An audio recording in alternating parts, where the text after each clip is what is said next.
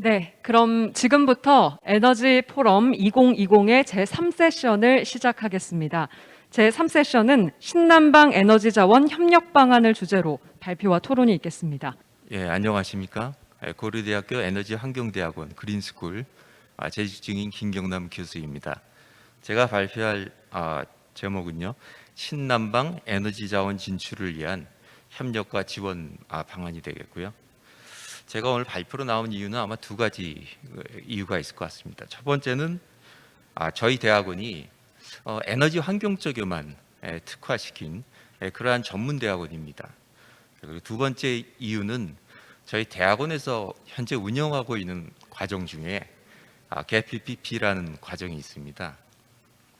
이 과정은 신흥국의 에너지부 현직 공무원들만 선발해서 석박사 학위 과정을 하는 그런 프로그램입니다. 그래서 이런 프로그램 운영한 그런 경험을 살려서 협력 및 지원 방안 쪽에 뭔가 좀 보태서 발표를 하고자 이 자리에 나왔습니다. 목차는 앞 세션에서 여러 번 얘기됐지만은 신남방 에너지 자원이 왜 중요한가? 두 번째는 현재의 정책 제도 아주 간략하게 한번 좀 보도록 하고요. 세 번째는 협력 방안을 모색하기 전에 우리가 한번 고려해봐야 할 사안은 뭐가 있을까? 그런 부분을 좀 추려봤고요. 네 번째로 본론이 되는 지속 가능한 협력 방안 그거 말씀드리고 결론으로 넘어가도록 하겠습니다. 왜 신남방 에너지 자원이 중요한가? 이미 다 답은 나왔던 얘기가 되겠습니다. 저희가 에너지 소비량 이거에 대한 등식으로 세 가지 팩터로 저희가 분해해서 생각을 해볼 수가 있습니다. 인구 중요하죠. 그리고 1인당 GDP 그리고 에너지 집약도 또 혹자는 에너지 원단이라고도 얘기를 하는데요. 이 세 가지 팩터로 분해해서 우리가 에너지 소비량을 추정을 해볼 수가 있습니다. 밑단에 나와 있는 화면이 제가 그 정부 포탈에서 신남방 정책과 관련된 그러한 부분들만 제가 발췌한 사안이 되겠습니다. 이 사진을 보시면은 왼편에 보시는 바와 같이 첫 번째가 우리가 얘기하는 인구의 관점이 되겠습니다. 즉 신남방의 경우에는 현재 9천만 명 정도가 중상층 인구인데 이것이 2030년에는 5억 명 정도까지 증가한다. 엄청난 소비 인구가 증가한다는 점이고요. 두 번째는 경제 성장률입니다. 아세안 지역 연평균 5% 그리고 인도 연평균 7%꽤 높은 꽤는 아주 높은 성장률을 저희가 예측을 할 수 있고요. 에너지 집약도에서도 현재 그 아시안 국가들 입장에서는 조그만 스타트업들이 굉장히 빠르게 유니콘 기업으로 발전하는 것을 볼 수가 있습니다. 이러한 역동성은 곧 에너지를 얘기하는 것이 되겠고요. 이러한 역동성에 비추어 볼 때 보다 더 경제 성장을 위한 에너지에 대한 비중, 에너지에 대한 필요성은 더 커진다 하는 것을 생각을 해볼 수 있습니다. 이렇게 큰 자원인 것이 현재 신남방 지역이 되겠습니다. 그렇기 때문에 저희 정부 정책 그리고 기업 모두 여기서 저희의 어떤 목표를 달성하기 위해서 많은 노력을 하고 있습니다.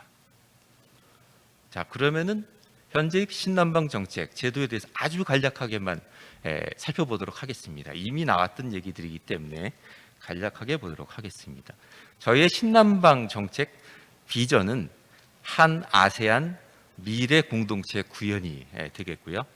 3대 목표로 잡고 있는 것은 사람 공동체, 상생 번영 공동체, 그리고 세 번째 평화 공동체입니다. 이 얘기는 사람을 알아야 되겠다. 서로 알아야 되겠다는 얘기고요. 두 번째는 서로 상생해야 된다는 얘기가 되겠습니다. 우리가 아세안과 같이 잘 살 수 있게끔 상생 협력이 돼야 된다는 얘기고, 세 번째는 이러한 상생이 장기적으로 지속 가능하게 이루어져야 된다는 얘기겠죠. 저는 굉장히 좋은 비전과 목표라고 생각이 됩니다. 이런 비전과 목표를 달성하기 위해서 어떠한 방안과 어떠한 수행이 될 것이냐 하는 것이 이제 저희한테의 과제라고 볼 수가 있겠죠. 그래서 제가 또 자료를 찾아본 것이 우리 산업통상부에 있는 포털 자료를 한번 캡처를 해봤습니다. 거기에 신남바 정책에 대해서 이렇게 세 가지로 요약을 했습니다. 핵심 국가별 특성을 감안한 맞춤형 협력 추진. 두 번째, FTA 네트워크 고도화를 통해 대아시안 인도 교역 확대 기반 마련. 세 번째, 대아시안 인도 진출 우리 기업에 대한 지원 강화. 여기서 저는 첫 번째, 핵심 국가별 특성을 감안한 맞춤형 협력에 대해서 한번 생각을 좀 해봅니다. 여기는 저희가 전략적인 국가를 잡았습니다. 베트남, 인도네시아, 미얀마, 인도. 전략적으로 굉장히 중요한 국가별 접근 방법이 되겠습니다. 그렇지만은 저희가 한번 생각을 해볼 게 다른 전략도 병행을 해볼 필요가 있지 않겠냐는 생각입니다. 이것은 아세안이라는 특성 때문에 한 국가에 대한 집중도 중요하지만은 관련 국가들을 묶는 그런 영내에서의 접근 방법도 같이 모색을 해봐야 되지 않을까 하는 좀 생각이 좀 들었습니다. 문제점이라고 나와 있는데요. 이 부분은 제가 문헌 조사를 해봤더니 이미 요 신남방 정책에 대한 문제점에 대한 내용을 좀 발표했던 자료가 있어서 그 부분을 인용하고자 합니다. 뭐 신남방 정책이라기보다는 현재 지금까지 왔던 아세안 정책이라고 볼 수 있을 것 같습니다. 첫 번째는 핵심 국가들에 대한 편중 상황이고요. 특히 베트남에 대한 투자 협력이 굉장히 집중되고 있다. 이런 얘기를 하고 있습니다. 되게 중요한 부분이고요. 전략적인 포인트가 되게 중요하지만은 이거와 병행해서 다시 말씀드리지만은 지역 내 문제를 해결할 수 있는 우리 목표인 상생 협력을 할 수 있는 그런 방향에서의 개선 방안을 같이 모색해 볼 필요가 있다 하는 것을 좀 말씀을 좀 드리고 싶고요. 아세안을 그러니까 저희가 문제 해결로 본다면 아세안은 두 개로 분류할 수 있을 것 같아요. 내륙 아세안 이슈들 많습니다. 특히 메콩강 이슈 되게 큽니다. 거기에 인접되어 있는 국가들 되게 많고요. 이런 메콩강 이슈를 풀기 위한 국가들 간의 상생 협력을 생각해 보는 것. 그리고 해양 아세안의 경우에는 굉장히 많은 도서로 구성되어 있는 국가들, 인도네시아, 필리핀이 대표적인 예인데 이런 국가들의 접근할 수 있는 방안, 뭐 이런 식의 어떤 영내 문제점과 연계한 그런 방안을 한번 생각을 해보면 좋을 것 같다는 생각이 들고요. 두 번째는 정책의 색채가 기존의 외교적 관습에서 벗어나지 못한다. 이 얘기는 우리가 너무 먹거리로만 아세안을 생각한다는 얘기죠. 이게 기존의 경제적 논리가 될 수 있을 것 같습니다. 남의 사정은 생각하지 않고 자꾸 우리 물건만 팔려고 하는 과연 이러한 자세가 아세안한테 먹힐 수 있을 것인가 하는 것은 한번 반추를 해볼 필요가 있을 것 같고요. 따라서 저희가 생각하는 신남방 정책 목표와 마찬가지로 현지를 이해하는 그리고 서로 문제를 그 현지의 문제를 서로 상생 풀어나갈 수 있는 그런 협력 방안을 생각해 보는 것이 좋은 방안이 아니겠냐는 생각이 좀 듭니다. 뒤에 그래서 SDG 즉 지속가능 반응 목표에 대해서 다시 더 부연해서 설명을 드리도록 하겠습니다.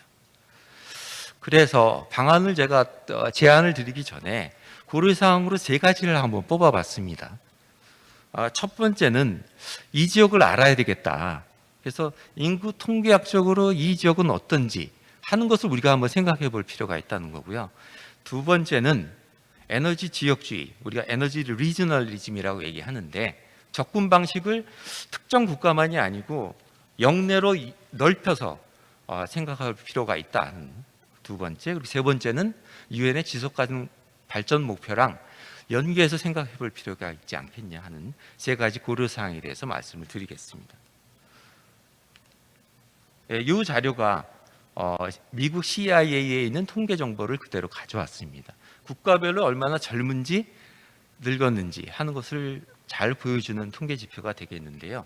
즉 전체 인구를 놓고 메디안이죠. 딱 중간을 컷오프했을 때의 나이가 몇 세냐 하는 것을 보는 통계 자료가 되겠습니다. 한국, 물론 일본 뭐 마찬가지겠지만 한국 43.2세입니다. 중년층입니다. 저희 평균 메디안이. 그렇지만 우리가 타겟으로 하고 있는 아세안 국가들을 한번 보도록 하죠. 베트남 31.9세입니다. 인도네시아 31.1세, 말레이시아 29.2세, 필리핀은 24.1세입니다. 요 도합 이 네 개 국가의 평균을 내보면은 한국과 한 15살 정도 차이가 난다고 볼 수 있어요. 이거는 우리가 한번 생각해 봐야 될 포인트일 것 같습니다. 우리의 눈높이가 과연 이들 국가에 맞게끔 되어 있는지, 굉장히 젊은 국가, 젊은 사회에 맞게끔 우리의 눈높이도 낮춰야 될 필요가 있지 않겠느냐 하는 시사점을 생각을 해봐야 되겠고요. 저희의 정책, 저희의 사업 부분도 이런 부분이 되게 유념해야 될 부분이라는 시사점을 줄 수가 있겠습니다. 두 번째는 아까 말씀드린 에너지 리저널리즘이 되겠습니다. 아세안만은 그런 거는 아니고요. 유럽의 EU, 북미의 나프타 다 어떻게 보면 이것은 그 영내의 어떤 이슈로서 에너지 문제를 다루고 있습니다. 왜? 그것은 에너지가 인프라이기 때문에, 피지컬한 인프라이기 때문에 특정 국가만이 아니고 인접 국가들과의 연계되어 있는 그러한 인터랙션이 인터스테이트 간에 되게 효과적일 수 있다는 것은 우리 누구 다 알고 있습니다. 그게 전력 그리드도 그렇고 천연가스에 대한 파이프라인도 그런 예를 보일 수가 있겠고요. 또 하나는 환경적으로 생각을 해봐야 됩니다. 우리가 생각하는 환경, 공기질, 나빠지는 공기질, 그리고 나빠지는 물 오염, 이런 부분은 시작은 에너지 소비로부터 시작하는 것이 굉장히 큰 부분이고요. 그것에 따른 외부 효과는 굉장히 크게 발생하고 있습니다. 그것은 그 국가만이 아니고 인접 국가들과 연계되어 있는 그러한 영내 문제가 될 수 있을 것 같습니다. 따라서 에너지를 접근할 때 특정 국가도 중요하지만은 그 지역을, 즉 국가들을 묶어서 접근하는 그러한 리저널리즘을 생각해 보는 것이 또 다른 병행해서 바람직한 부분이 아니겠냐 하는 생각이 들고요. 세 번째는 과연 그렇다면은 이들 국가랑 어떤 목적성을 갖고 문제 해결을 하기 위해서 접근을 해야 되는데 어떤 문제 해결을 생각해야 될 거냐, 이거에 대한 답은 이미 유엔의 지속가능 발전 목표에 나와 있습니다. 17개의 목표가 되어 있고 따져보면 그중에 오른편에 있는 6개 정도가 아마도 우리가 생각하는 에너지와 연관되어 있는 직접적으로 연관되어 있는 목표라고 볼 수 있겠고요. 이런 문제를 아세안 국가들과 같이 상생히 협력해서 풀어나가는 이러한 방법이 우리의 해결 파트가 아니겠느냐, 방향성이 아니겠느냐 하는 생각이 들겠고요. 낙후 지역의 전력화 문제, 그리고 폐플라스틱 문제, 깨끗한 물을 갖고 싶다는 거, 기후변화 문제, 그리고 도시화 문제, 다 이런 부분 다 해결이 될 수 있는 상황이 되겠습니다. 단 이들 국가가 원하는 것은 선진국까지 되고 싶다. 하지만 선진국이 행했던 오류를 답습하고 싶지는 않다. 이거죠. 그 문제를 해결하기 위해서 우리는 어떻게 접근할 것이냐 하는 것을 생각해 볼 필요가 있겠습니다. 그래서 저는 지속가능한 협력 방안에 대해서 아주 디테일한 사항보다는 좀 중장기적으로 좀 기본적인 내용을 좀 제안을 드리고 좀 싶습니다. 첫 번째는 이 협력 방안은 좀 목적성을 가졌으면 좋겠다는 얘기입니다. 목적성을 가진 협력 방안을 생각을 해봤으면 좋겠고, 두 번째는 중장기적인 그러한 시각에서 협력 방안이 좀 만들어졌으면 좋겠다 하는 것을 설명을 드리고 싶고요. 세 번째는 저희가 이렇게 기업들을 접촉하고 그쪽에 의견을 수렴해 본 바로는 정보에 대한 필요성이 굉장히 큽니다.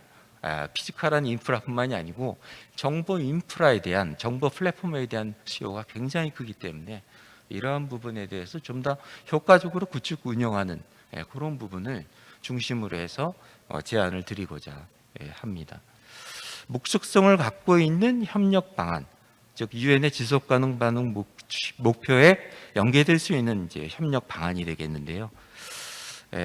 그렇다면은 단순히 에너지만 보지는 않아도 될 것 같아요. 즉 연계, 넥서스라는 관점에서 생각을 할 수 있을 것 같습니다. 물과 에너지, 좀 더 큰 범주에서는 기후변화, 이러한 큰 범주에서 어떤 방법을 찾고 연계할 수 있는 그러한 방안을 생각을 해봐야 되겠고요. 그래서 아주 구체적인 제안을 하나 말씀드릴 수 있는 게 신기후 체제를 한번 생각을 해볼 수 있습니다. 신기후 체제에서는 개별 국가가 자기들의 국가 목표를 발표를 했죠. 자, 그거를 달성하기 위해서는 좀 더 유연한 그러한 그 목표를 달성하기 위해서 좀 더 유연하게 활동할 수 있게끔 현재 되어 있습니다. 즉 버텀업 어프로치로 그러한 목표 달성을 할 수 있게끔 하게 되는 것이고요. 따라서 우리가 생각하는 사업적으로는 크레딧이라고 하는 부분도 굉장히 유연하게 운영을 할 수도 있는 부분이 되겠습니다. 그렇다면은 이 크레딧과 연계를 하든지 아니면 기후변화 크레딧을 우리가 얘기하는 지속가능 반응 목표를 달성하는 것에 대한 크레딧, 이런 식으로 좀 확대 해석을 좀 해서 좀 연계할 수 있는 그런 동기부여할 수 있는 그런 유인책을 좀 만들어내면은 그게 한국 파트너한테는 좀 더 그 신남방 국가에 접근을 하는 기업 입장에서는 좀 더 경제적 유인이 되지 않겠냐는 생각이 듭니다.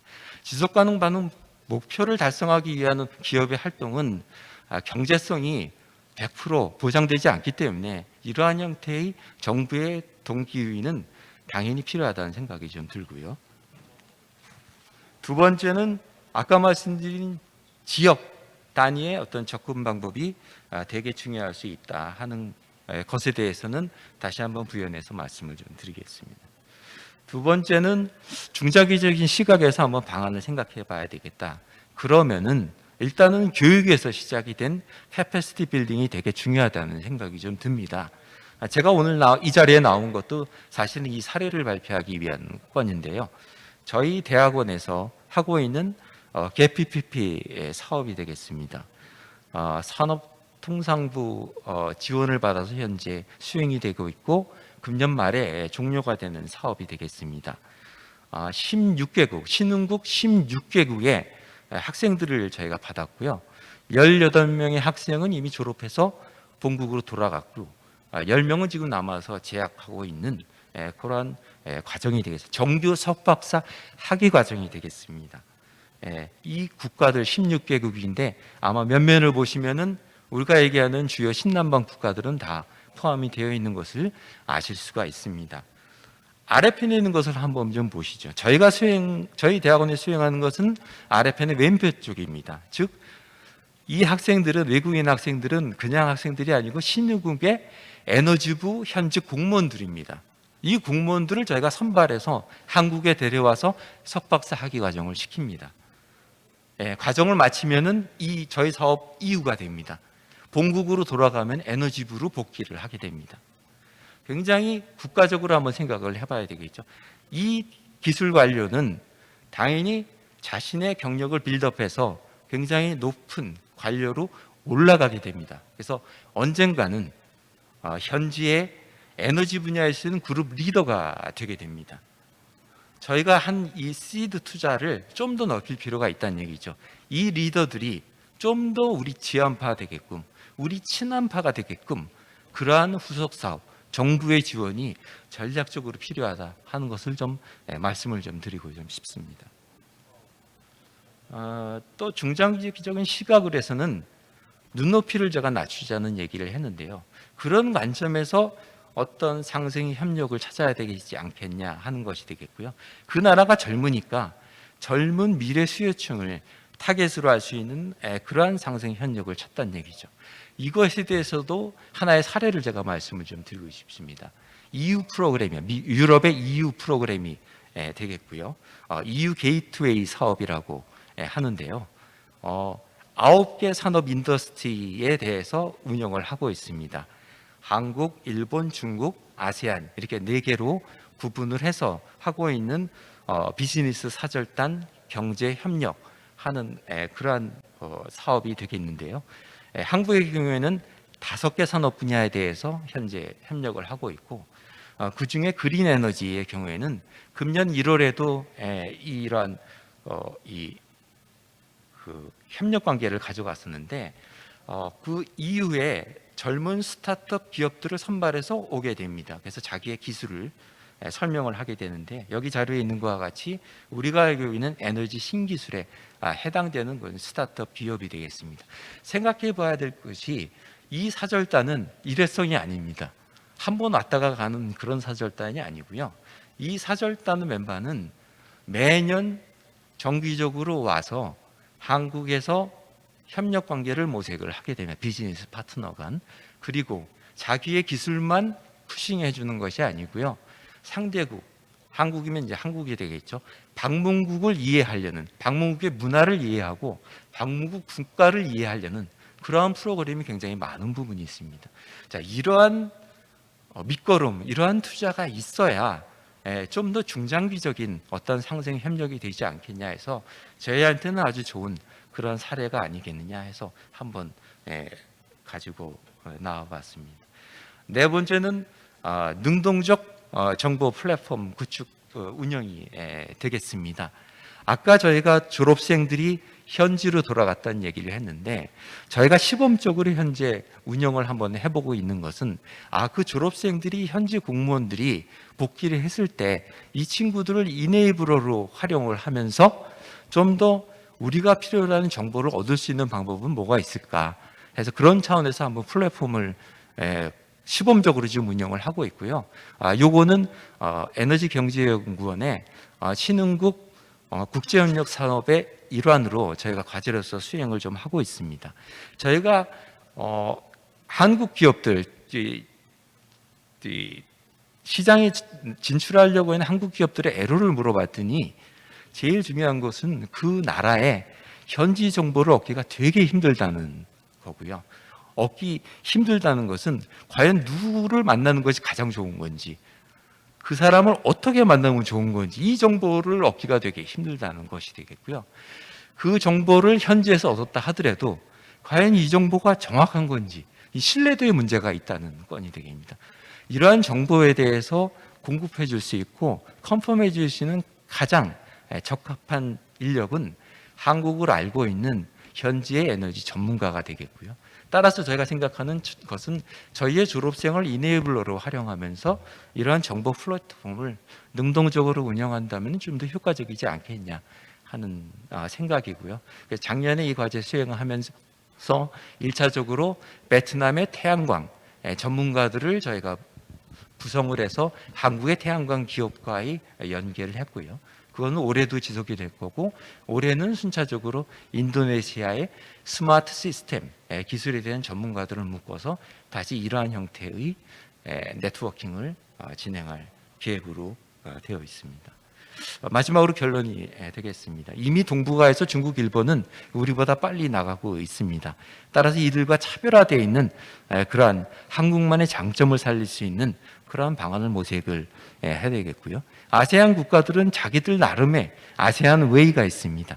그것에 부합될 수 있는 차별적인 전략, 그리고 개별 국가도 중요하지만은 지역, 영내 지역 관점에서의 접근하는 것을 생각을 해볼 수가 있겠고요.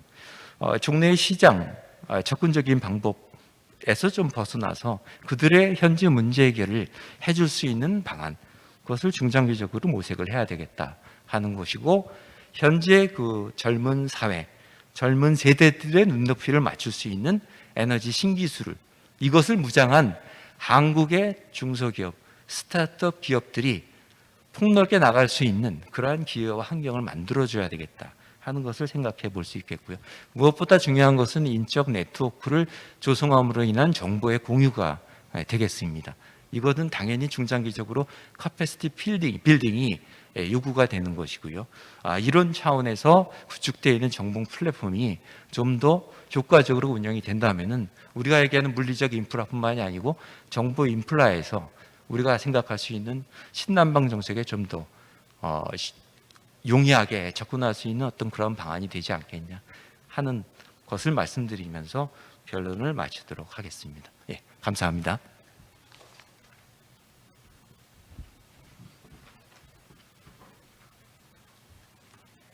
네, 제 3세션 라운드 테이블 토론에 참석하시는 분들을 소개해 드리도록 하겠습니다. 좌장으로는 인하대학교 에너지자원공학과 신현돈 교수님께서 수고해 주시겠습니다.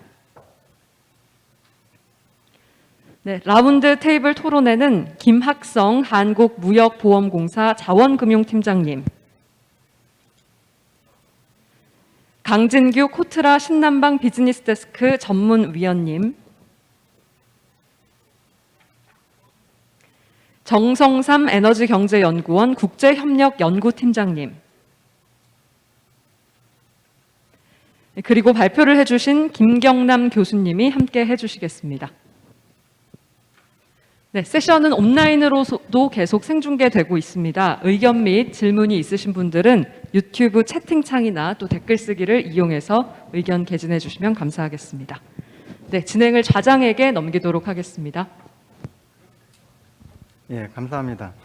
이번 세 번째 세션의 좌장을 맡은 인하대학교 신현돈입니다. 이제 앞에서도 여러 번 언급됐지만 이 코로나 상황으로 이 대면 포럼이나 컨퍼런스가 상당히 어려운 상황에서 어쩌면 이제 많은 사람들이 또 동시에 공유할 수 있는 시스템 갖춰진 하에서 이번 포럼을 진행하게 되었습니다. 그나마 이제 다행이라고 생각을 하고요. 이번 저희 이제 신남방 에너지 자원 협력 방안을 주제로 고려대학교 김경남 교수님께서 이 지원 방안에 대한 제안뿐만이 아니라 그리고 현 정책의 문제점 그리고 학교에서 인력 양성을 한 경험 이런 걸 기반으로 여러 가지 좋은 제안을 해주셨습니다. 그리고 오늘 토론에 참석하신 분은 이 협력 방안은 각 분야별로 다양하게 이루어져야 되기 때문에 적절한 구성이 좋은 결과를 줄 거로 생각을 합니다. 먼저 한국무역보험공사의 김학성 자원금융팀장이 참석을 하셨고요. 그리고 많은 정보를 제공할 수 있는 이제 대한무역투자진흥공사의 강진규 전문위원 참석하셨습니다. 그리고 이제 이 에너지 자원의 이제 정책을 담당하고 또 국제협력연구 팀장을 맡고 계신 정성삼 박사님이 참석을 했습니다. 그래서 일단 그 주제 발표를 해주신 김경남 박사님이 제안하신 그걸 기반으로 그 토론자들께서 차례로 한 5분에서 6분 정도 시간을 할당해서 각자의 그 의견을 그리고 제안을 들어보도록 하겠습니다. 먼저 한국무역보험공사의 김학성 팀장님께 마이크를 넘기겠습니다.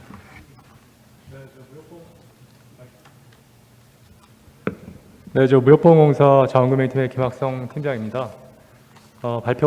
교수님 발표 잘 들었고요. 일단 말씀드리고 싶은 거는 이제 우리나라 해외 프로젝트 수주 실적을 좀 말씀드리고 싶은데 저희가 2014년도에 660억 불을 수주를 했습니다. 근데 작년에 수주 실적이 이제 300억 불이고요. 절반 이하로 지금 줄었습니다. 올해 같은 경우에는 한 280억 불 정도 예상되고요. 물론 뭐 코로나 영향도 있고 이제 저유가 때문에 이제 그런 측면도 있지만 이제 여러 가지 이유가 있겠지만 이렇게 수주 실적이 줄은 거는 과거에 비해서 우리 EPC 기업이 가격 경쟁력이랑 약간 이제 기술 경쟁력이 과거에는 있었는데 현재는 이제 중국이나 인도 EPC 기업한테 상당히 많이 이제 밀리고 있는 상황입니다. 가격 경쟁력은 지금 경쟁력이 좀 많이 상실되는 상태고요. 기술력 차이도 이제 예전보다는 많이 좀 좁혀진 상태입니다.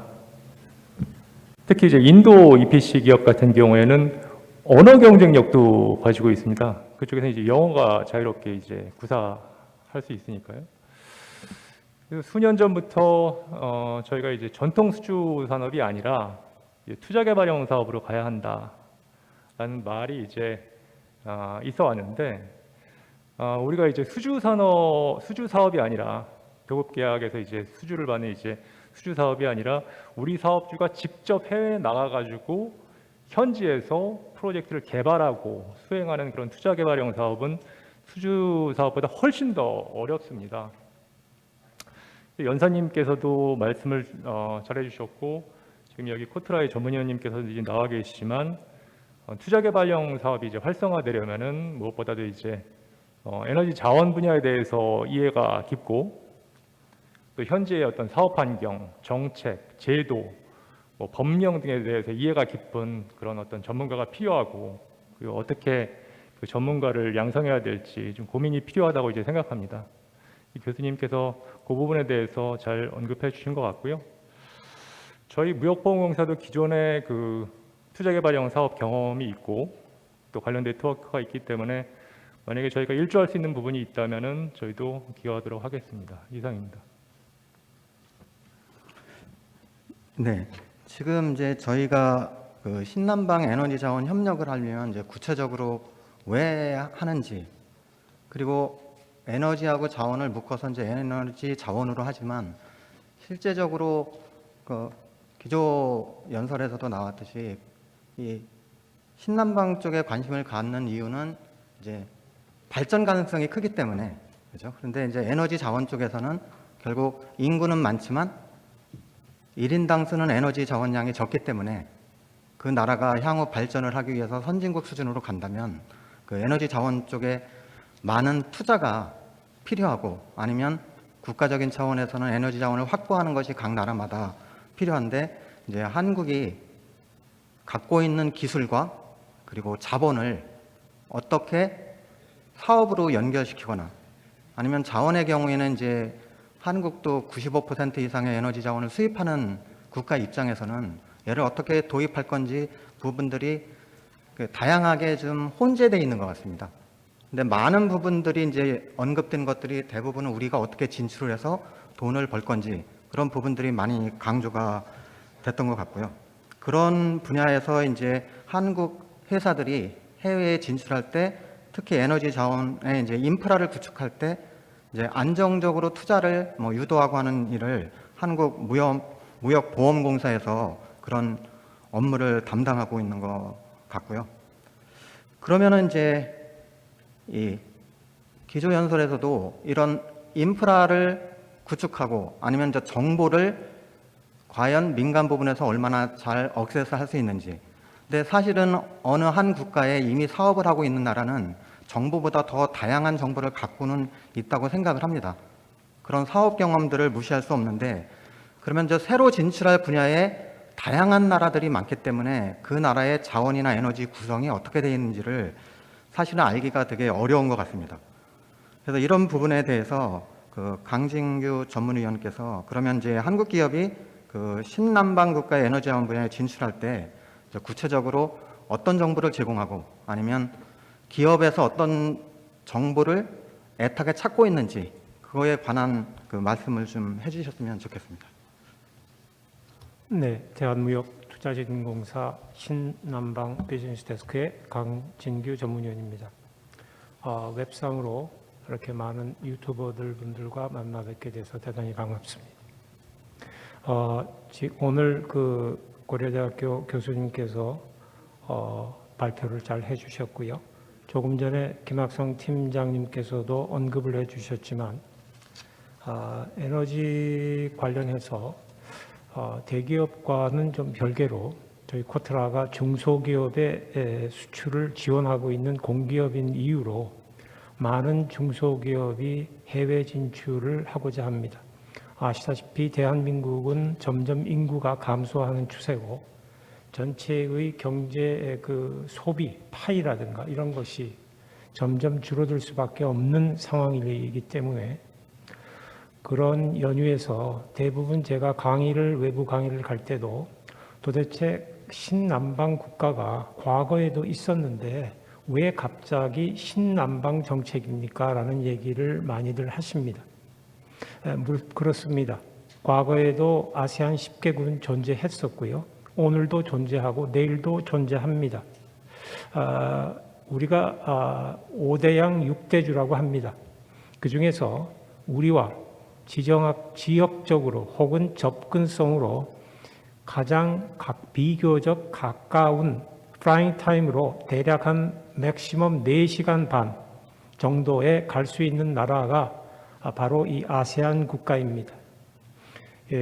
그리고 아세안 국가 중에서도 조금 뒤에 제가 언급을 하겠지만, 싱가포르는 다른 9개국과는 월등히 높은 1인당 GDP를 보이고 있고요.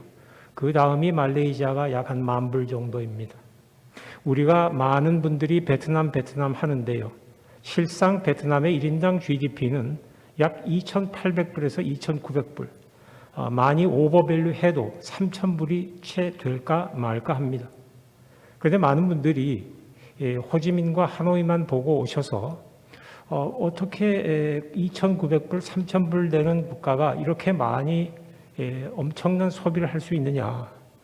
그것은 그 베트남 공산당 정부의 그 경제발전 계획에 의해서 향후 2030년까지 도시화 정책을 계속 추진합니다. 바로 이 도시화 정책이 전력 수요의 급증으로 이루어지게 되고요.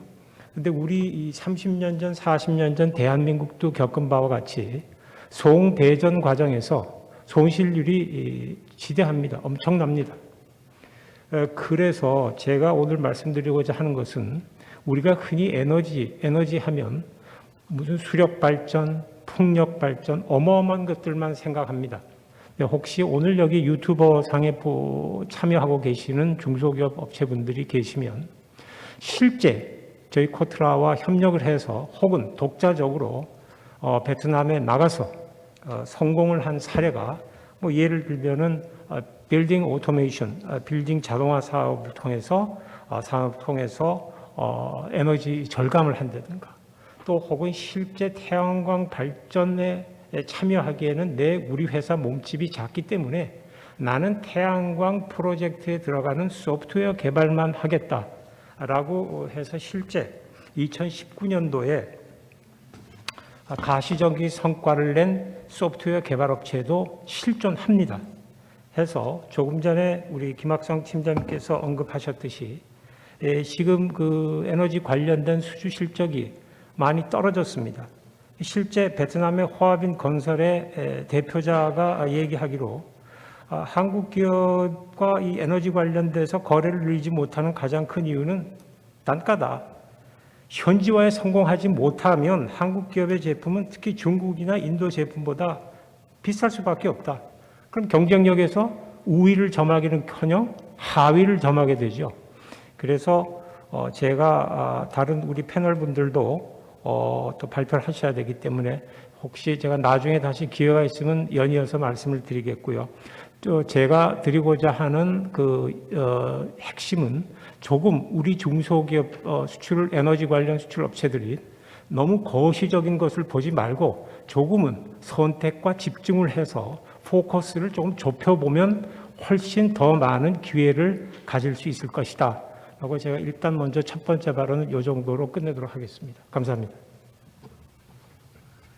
네, 아주 중요한 말씀인 것 같습니다.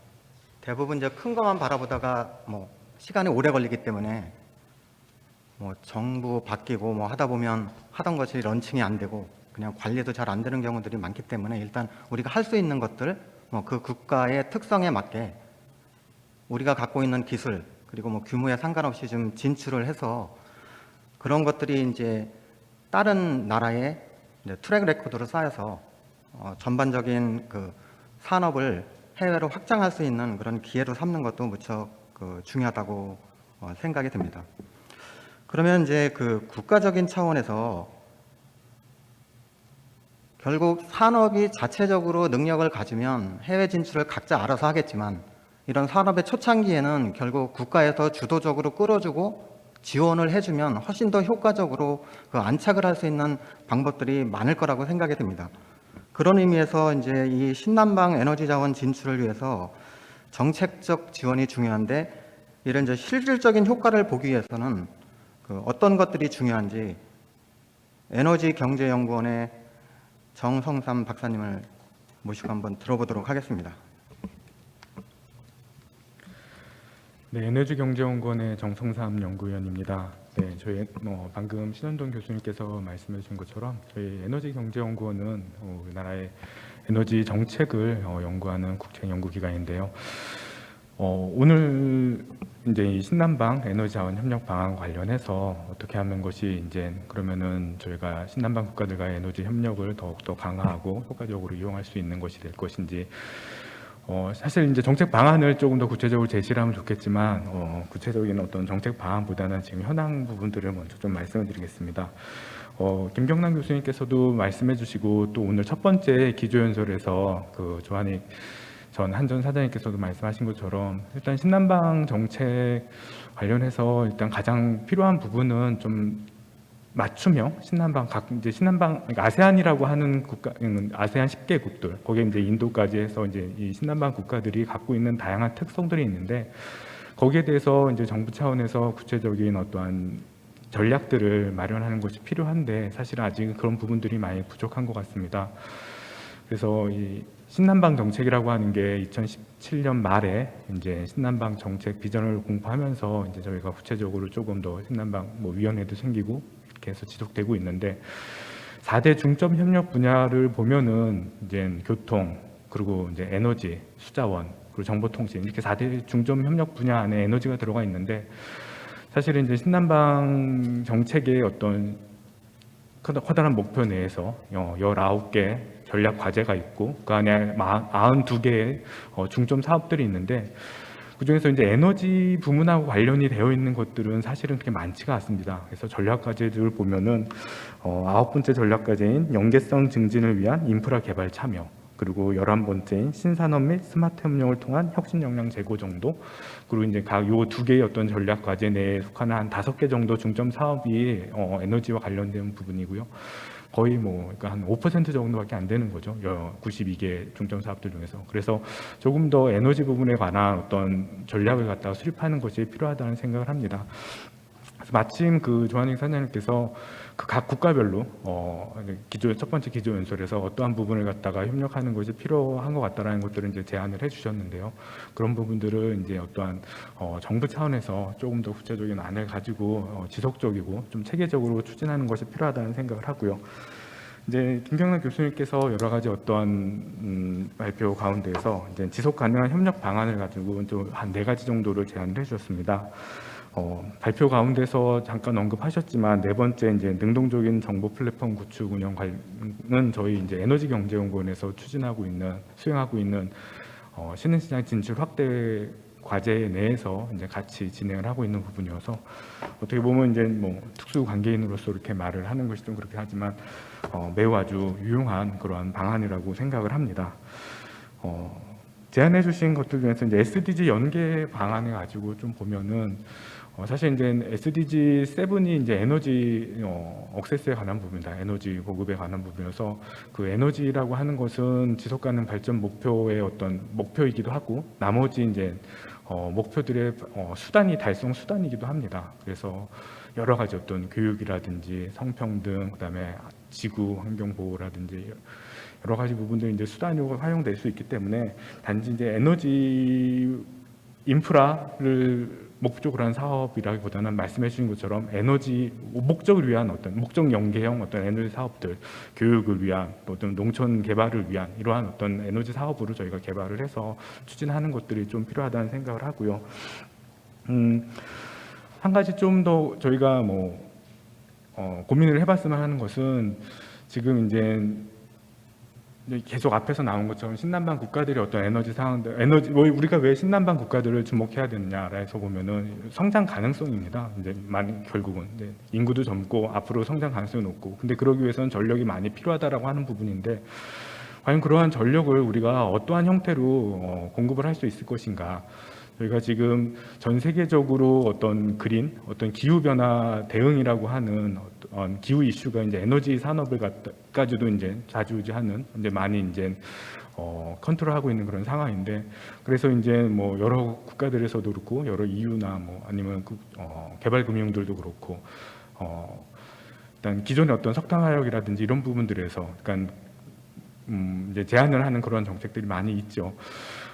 그래서 이제 최근에 보면은 이제 정부 의원들도 이제 해외 석탄 투자 금지 법안 4법 같은 것도 발의를 해서 이제 다음 달에 이제 그것이 통과를 할 것 같다 이런 기사들이 나오고 있는데, 안정적인 에너지 공급이라고 하는 어떤 신남방의 어떤 에너지 현상을 봤을 때 저희가 어떻게 기존의 어떤 전통적인 에너지 부분들을 다 배제를 하고 과연 갈 수 있을 것인가에 대해서도 조금 더 논의가 필요하고 검토가 필요하지 않는가라는 생각을 합니다.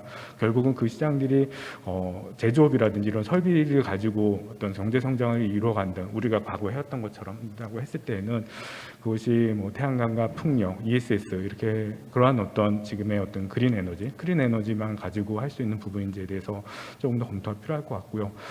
한 가지 저희가 또 제가 하나 이렇게 제시하고 싶은 것이, 말씀드리고 싶은 게 2017년도에 이제 아세안 국가들의 어떤 에너지 사용량 같은 걸 봤을 때 캄보디아 같은 경우가 2017년 한 해 동안 사용한 전력량이 7테라와트아워입니다.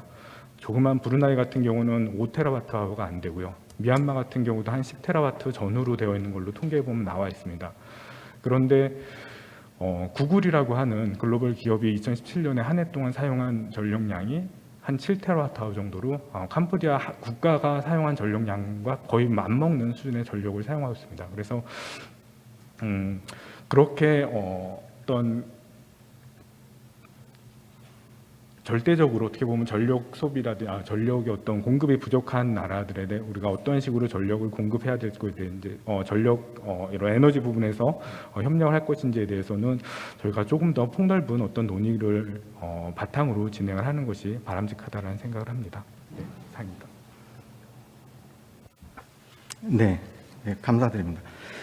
그리고 이제 일반적으로 앞쪽에서도 이제 뭐 한류 때문에 이런 그 한국 드라마나 뭐 K-팝들이 동남아시아에서 많이 뭐 유행되고 있는데, 이 에너지 자원 같은 경우에는 뭐 개인 기호에 따라서 쓰고 안 쓰고가 결정되는 게 아니고, 뭐 한국 에너지가 좋다 해서 한국 에너지를 쓰는 게 아니기 때문에 이거는 이제 결국 국가 차원에서 정부 대 정부로 하는 일이 상당히 많아야 될 것 같고요. 그리고 이 동남아 국가의 대부분은 그 에너지 자원이 이제 국유화되거나 국영회사에서 운영하는 것들이 대부분이기 때문에 아마 접근하는 방법도 조금 달라야 될 것 같고, 그런 협력을 이제 어떻게 유지하는지도 상당히 중요할 것 같습니다. 그래서 그 김경란 교수님께서 말씀하신 대로 이런 인적 네트워크나 이런 정보 플랫폼 같은 것들을 어떻게 구축하는지 그게 중요한데, 이제 여러 가지 성과를 내셨는데 제가 놀란 거는 한 5년 하고 이 프로그램이 없어지면 뭐 그쪽 인력 양성을 안 하는 건지, 그런 것들이 조금 아쉬운 부분들이 있거든요. 그래서 이 부분에 대해서 혹시 효과적으로 그 협력을 오랫동안 잘 구축할 수 있으려면 어떻게 했으면 그런 게 가능할지, 아니면 그런 제안들이 있으면 김경란 교수님께서 한번 말씀해 주시면 감사하겠습니다. 예, 저희가 하고 있는, 아까 그 장표에서 보인 것 같이 저희가 하고 있는 것은 그 학생을 학위를 마치고 보내주는 것까지 그 인력 양성 과정이 되겠고요. 이 부분은 계속 가야 됩니다. 지금 산업부에서도 다음 단계로서 아마 이 과정에 대한 것은 계속 지속이 돼야 될 것 같고요. 중요한 부분은 병행을 해야 된다는 얘기죠. 졸업을 해서 본국으로 돌아간 이 전문가들을 친한파, 지한파로 만들 수 있는 방법, 이거는 굉장히 중장기적으로 접근을 해야 됩니다. 이 친구들을 모니터링하고 이 친구들한테 한국을 좋아하게끔 하는 동기부여를 줄 수 있는 방안을 계속 찾아야 되는 거죠. 이것이 현재 우리는 지금 진행이 되고 있지 않지만은 조속하게 어떤 후속 사업으로 이 졸업생에 대한 관리 이런 것이 당연히 이루어질 거라는 생각, 이루어져야 된다는 생각을 좀 하고요. 단적인 예로 저희 졸업생 예를 한번 들어보도록 하겠습니다. 두 학생만 얘기를 하겠습니다. 한 학생은 뭐 신남방은 아닌 우즈베키스탄에서 왔습니다. 에너지부는 아니고 국영 전력회사인 우즈벡 에네르고의 테크니컬 엔지니어였습니다. 저희는 이제 에너지 정책적인 과정이기 때문에 그 과정을 마치고 다시 우즈벡으로 돌아갔습니다. 현재 그 친구가 하는 일은 우즈벡 에네르고가 아니고 우즈벡 정부의 디파트먼트 오브 파이낸스, 그 재정부에서 현재 관료로서 일을 하고 있습니다. 졸업 전후가 그 친구의 커리어가 굉장히 큰 변화를 가져왔고요. 그 변하게 된 그 이력은 저희한테는 굉장히 필요한 그러한 포지션으로 이동이 되고 있는 것을 볼 수 있고요. 또 하나는 제가 지도했던 인도네시아 학생의 예를 한번 들어보겠습니다.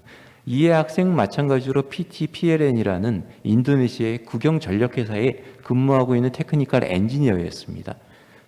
졸업할 때 논문으로 뭘 썼냐 하면은 인도네시아 자카르타 부근에 대용량의 플로팅 솔라, 즉 부유식 태양광 솔라 시스템에 대한 경제성 분석에 대해서 논문을 쓰고 졸업을 했습니다. 본국으로 돌아갔습니다. 지금 그 PTPLN에서 테크니컬 엔지니어로 활동을 하는 게 아니고 PF, 즉 그 프로젝트 파이낸스 파트에서 일을 하고 있고요. 공교롭게 현재 하고 있는 프로젝트 파이낸스가 바로 그 친구가 분석을 했던 그 지역의 플로팅 솔라 150메가와트에 대해서 현재 파이낸스는 뭐 이슬람 파이낸스, 중독적 파이낸스를 통해서 하고자 하는 그러한 사업을 빌드업을 하고 있습니다. 이런 모습인 거죠. 그러니까 저희도 놀랐습니다. 이런 학생들의 전후의 변화가. 그렇지만 이 학생의 관계가 어떤 뭐 동문이나 학교에 이런 것만으로는 이루어질 수는 없다고 하고 있고요. 지속되지는 않다는 생각이 됩니다. 국가적인 차원에서 그러한 인력들을 좀 더 케어하고 지원해 줄 수 있는 그러한 사업이 반드시 필요하다고 저는 좀 생각해서 이 자리에서 좀 더 다시 한번 좀 강조해서 부탁을 좀 드리고 좀 싶습니다. 네, 감사드립니다. 그리고 중간 지금 미리 이제 온라인을 통해서 사전 질의 들어온 게 하나가 있어서요. 그거를 한번 공유를 하도록 하겠습니다. 한국은 이제 수출만이 살 길이란 뭐 지배적 관념이 강한 나라다. 그래서 대외유전을 낮추는 방법은 신남방 지역의 진출에 있다고 본다. 에너지는 단일 수출 품목 중 가장 큰 규모라고 할 수 있고 단일 발전소 수주부터 적게는 수백억에 또는 몇 조에까지 이른다. 질문은 이제 우리나라는 가스, 석탄, 풍력, 지열, 소수력, 원자력 등 다양한 에너지 기술을 보유하고 있는데 싱가포르의 금융 허브 역할을 하는 것처럼 에너지 분야에서 한국이 이런 것을 하는 것이 마땅하다고 생각하는데 이를 위해서 국가 차원의 금융, 기술, 법률 등이 종합된 신남방 에너지 산업 박람회 등이 마련되는 것이 어떤지 그거에 대해서 의견을 여쭤보는 질문입니다. 혹시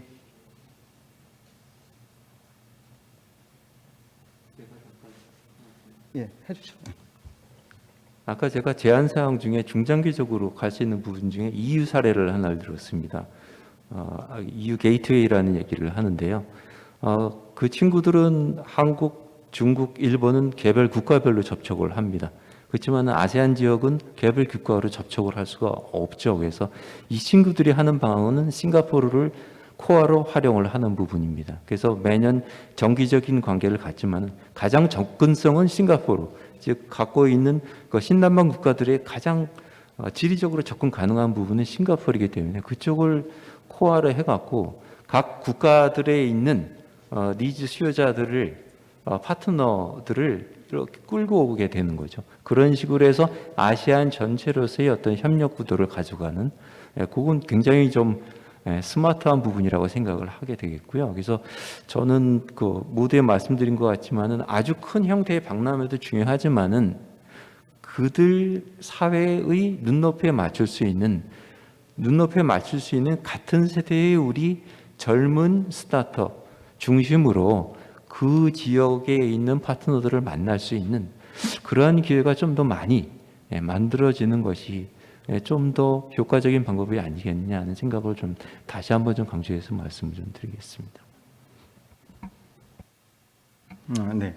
혹시 그 강진규 전문위원께서는 이와 관련해서 혹시 저희 코트라에서요, 뭐 꼭 에너지에 국한된 것은 아니고요. 다문화 무역인 양성 사업을 진행해서 매년 2 내지 3회 잡페어를 열고 있습니다. 그래서 주로 동남아 지역에서 한국으로 이주한 대부분 결혼이라고 볼 수 있겠죠. 그 중에서 최소한 그 해당 본인의 출신 국가에서 대학을 졸업하고 그리고 한국에서 한국어 검정 능력 시험이 최고 등급인 6급을 득한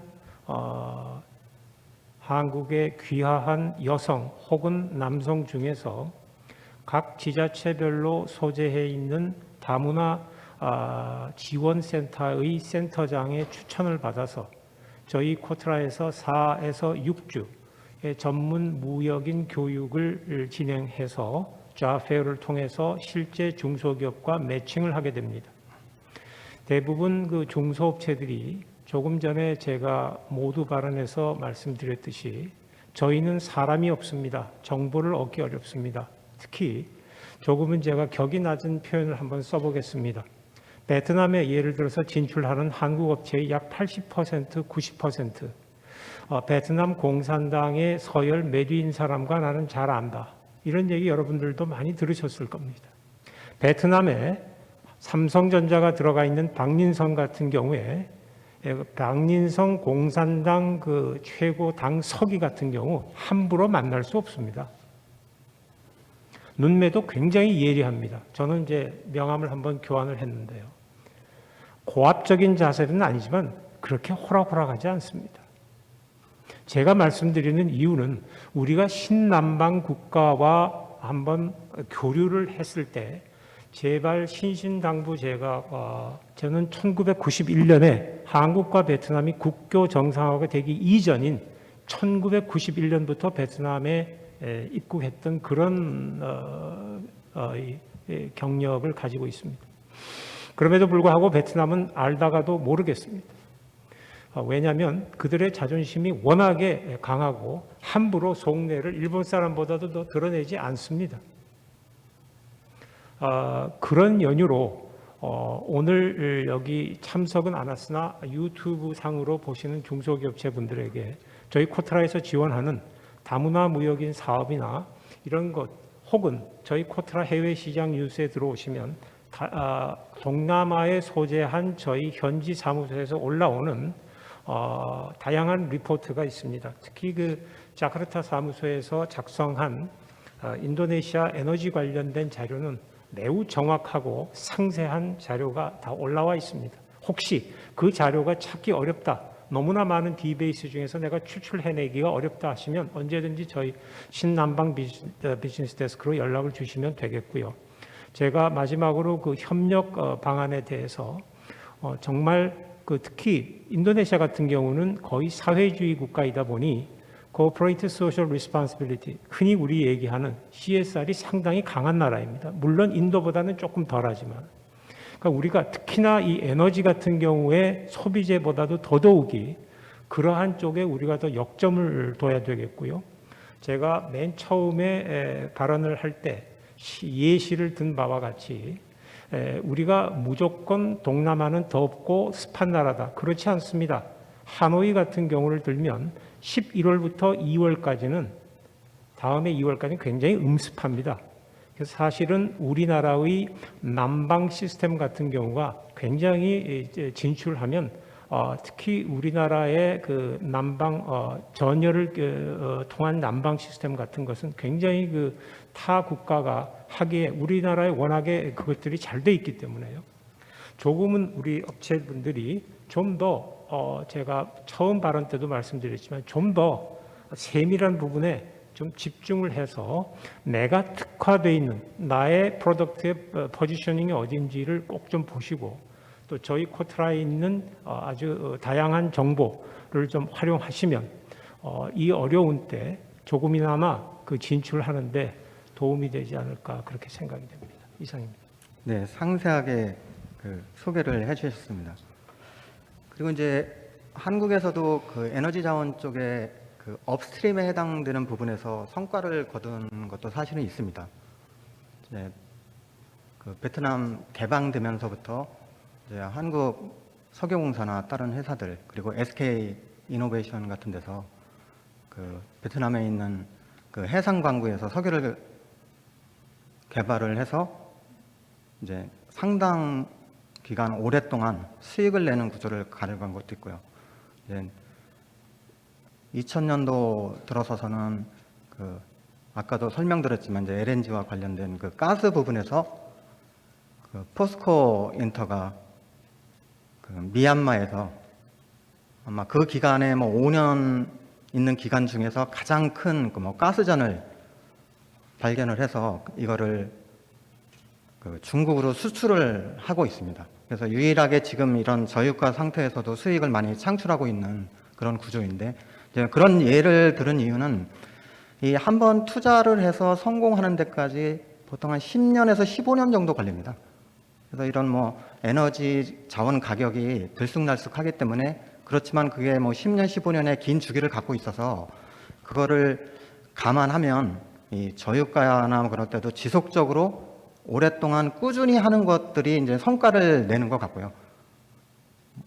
반짝 고유가 때 하고 또 저유가 때 뭐 사업 접고하는 것들이 반복이 되면 그 손실만 발생하는 가능성이 큽니다. 이게 시간이 오래돼야 뭐 시간의 축적도 일어나고, 그다음에 자본의 축적과 기술 역량 축적이 이루어지는데, 그것들을 하기가 상당히 어려운 것 같습니다. 그래서 그런 것들이 결국 아까 말씀드린 국제 협력을 이제 장기적으로 어떻게 할 건지, 이런 것들이 이제 학계에서 그 인력 양성 사업으로 하게 되면 보통 뭐 5년 하고 끝나는 경우가 상당히 많습니다. 그러면 그 다음에는 이제 아이템을 바꿔서 다른 거를 하게 되고, 그러면 이제 실질적으로 뭐 10년 뒤에 아니면 이 사람들이 각 나라 정부에 돌아가서 중요한 위치에 있을 때 꾸준히 그런 것들을 그 인력 양성을 해줘야 그게 10년, 20년 뒤에 한국이라는 국가의 전체에 도움이 될 수 있는데, 이거를 과연 학계에서 하는 게 나은지, 아니면 이제 제가 그 에너지경제연구원 같은 데서도 이제 국책연구기관이니까 장기적으로 흔들리지 않고 또 인력 양성이나 이런 국제 협력이 가능하지 않을까 해서 한번 질문을 드려보는데, 혹시 운영되고 있는 그 해외 인력들을 초청을 해서 뭐 무료로 학위를 주거나 하는 제도들이 운영되고 있습니까?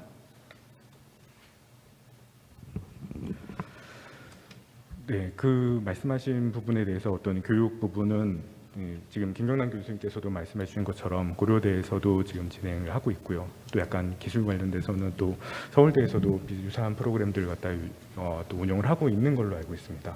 그래서 저희가 직접 하는 건 아니지만 그 국내에 있는 어떤 연구 대학에서 몇 개의 그런 프로그램들을 갖다가 진행을 하고 있습니다. 네. 네, 감사합니다. 그리고 저 김학성 팀장님께서는 혹시 이제 한국무역보험공사가 대부분의 뭐 에너지 자원의 인프라를 갖다가 보증을 하거나 뭐 여러 가지 일을 하는데, 혹시 구체적으로 이 신남방 국가들 중에 그 뭐 생각나시거나 아니면 좋은 경험이 있으면 한번 공유를 해주시면 좋을 것 같습니다. 기본적으로 저희는 이제 금융기관이기 때문에 어떤 지역별로 해서 차별화된 제도는 없습니다. 그러니까 기본적으로 무역보험공사는 해외 프로젝트에 대해서 금융 지원을 하는 기관이고요. 우리 기업이 그 해외 프로젝트에 EPC 기업으로 참가한다 그러면은 공사 대금이 원활히 지급될 수 있도록 그 금융 지원을 하고, 그 사업주로 참여한다 그러면은 해당 프로젝트가 이제 성공적으로 추진될 수 있도록 금융 지원을 하고 있습니다. 지원 분야를 좀 말씀드리면은, 이때까지 저희가 신남방 국가에서 발전 프로젝트를 많이 했어요. 좀 석탄화력 발전 프로젝트를 많이 했는데, 그 중에서도 이제 인도네시아나 베트남 쪽에 석탄화력 발전 프로젝트를 좀 많이 했습니다. 근데 지금 뭐 다 아시다시피 기후 변화 문제, 그리고 이제 깨끗한 에너지에 대한 수요, 뭐 이런 것 때문에 과거처럼 석탄화력 발전 프로젝트를 지원하는 게 이제 쉽지 않아 보입니다. 저희가 OECD 가이드라인에 따르면 이제 초초임계 기술을 사용하는 석탄화력 발전 프로젝트는 지원 가능하긴 한데, 근데 이제 시민 환경 단체나 아니면 이제 일부 정치권 같은 경우에 그 반발이 조금 좀 거센 상황입니다. 클린콜이라는 거 자체가 이제 어불성설이다. 그러면 이제 결국에는 신재생에너지 프로젝트를 이제 가야 된다는 건데, 저희가 대만 해상풍력 발전 프로젝트를 좀 지원한 경험이 있습니다. 최근에 좀 지원을 몇 건 했고요. 지금도 진행 중에 있습니다. 근데 이제 대만 같은 경우에는 이제 어느 정도 소득 수준이 높고 선진국이기 때문에 사실은 이제 신재생 에너지에 좀 관심을 기울일 수 있었던 거라고 생각을 합니다. 예를 들어서 아까 전에 말씀드렸던 그 인도네시아나 베트남 같은 경우에는 아직까지 소득 수준이 조금 대만보다는 낮고요. 인구가 이제 많다 보니까 신재생 에너지로 그 많은 전력 수요량을 충당하기는 아직까지 조금 좀 역부족일 것 같습니다. 그래서 석탄화력 발전 수요가 좀 있는데 이런 나라들이 이제 신재생 에너지까지 관심을 기울이기까지는 조금 좀 시간이 좀 걸릴 것 같고요. 거기에 대해 그런 거는 약간 좀 중장기적으로 좀 접근을 해야 될 것 같고, 마찬가지로 이제 말씀 잘 들었습니다만 소득 수준에 따라서 접근을 좀 해야겠다는 생각을 가지고 있습니다. 그 외에도 이제 저희가 조금 좀 시간은 지났습니다만 자원 프로젝트 같은 경우에 예전에 2010년도죠. 이제 포스코 인터내셔널의 미얀마 가스 개발 프로젝트에 대해서 참여한 적이 있었고, 정유 석유화학 프로젝트 2018년도에 말레이시아 마리골드 프로젝트라고 이제 지원한 적이 있습니다. 이렇게 저희는 이제 금융 지원 쪽으로 해서 지원하고 있습니다.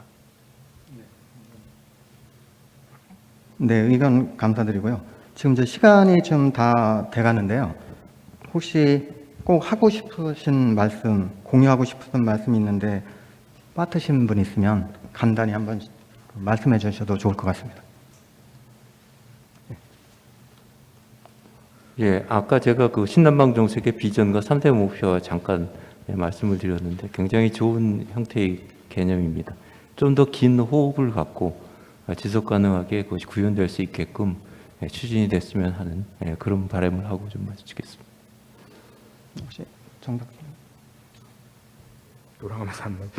예, 마찬가지로 좀 중장기적인 관점에서 저희가 전략을 수립하는 것이 필요하다는 생각을 하고요.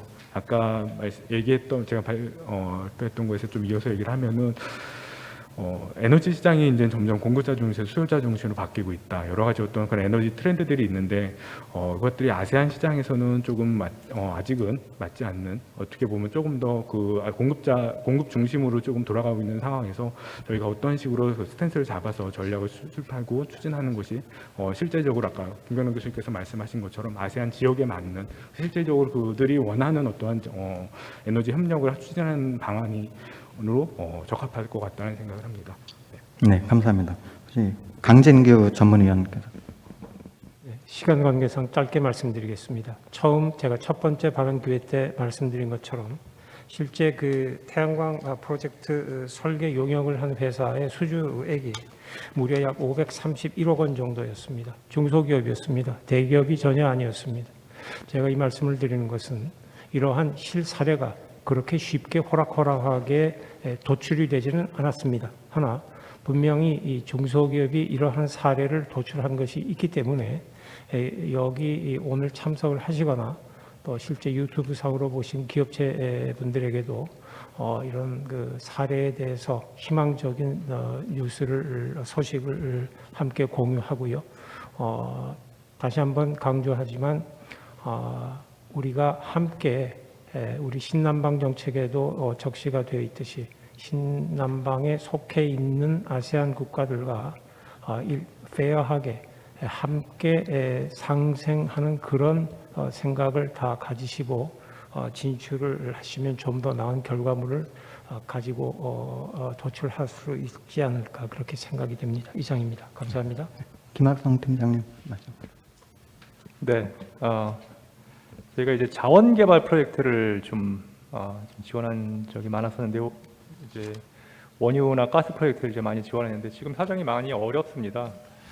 과거에 이제 저희가 유가가 이제 100불일 때 프로젝트들이 많이 나와서 많이 지원을 했는데 지금 와가지고 그 프로젝트들이 많이 이제 어려움을 겪고 있습니다. 그런 프로젝트들 같은 경우 이제 리스크를 많이 이제 좀 검토를 해야 될 것 같고요. 그런 만약에 이제 그런 리스크에 대한 해지를 이제 저희 무역보험공사가 이제 하고 있기 때문에 그런 저희 무역공사를 많이 좀 활용했으면 좋겠고요. 다만 이제 저희가 아쉬운 건 이제 유가가 오히려 올랐을 때 프로젝트들이 많고 유가가 떨어졌을 때 거의 이제 프로젝트들이 없는데 이런 것들이 이제 좀 지속적으로 좀 이루어져야겠다는 말씀에 대해서는 동감하고 있습니다. 네, 지금까지 그 네 분을 모시고 신남방 에너지자원 협력 방안에 대해서 열띤 토론을 벌였습니다. 그래서 구체적으로는 결국 그 발전 가능성이 많은 이제 신남방 지역을 선택한 것은 맞고 각 나라별로 에너지 믹스나 여건이 다르기 때문에 친구 따라 강남 가는 식으로 다른 나라가 다 하기 때문에 우리도 해야 된다는 것보다는 이제 적재적소의 그 지역의 특성을 잘 살려서 거기에 맞는 맞춤형 지원이나 그런 것들이 이제 체계적으로 이루어져야 장기적인 성과를 낼 수 있을 것 같고요. 그러기 위해서는 이제 일회성으로 끝나는 이벤트성이 아니라 꾸준히 이런 것들을 시작을 했으면 관리도 하고 점검도 하면서 피드백을 받아서 좀 더 좋은 모양새를 갖추는 그런 정책적인 그 지속성이 가장 큰 핵심이라고 생각을 합니다. 그래서 오늘 다시 한번 그 토론에 참석해 주신 네 분께 감사드리고요. 이것으로 토론을 마치도록 하겠습니다. 감사합니다.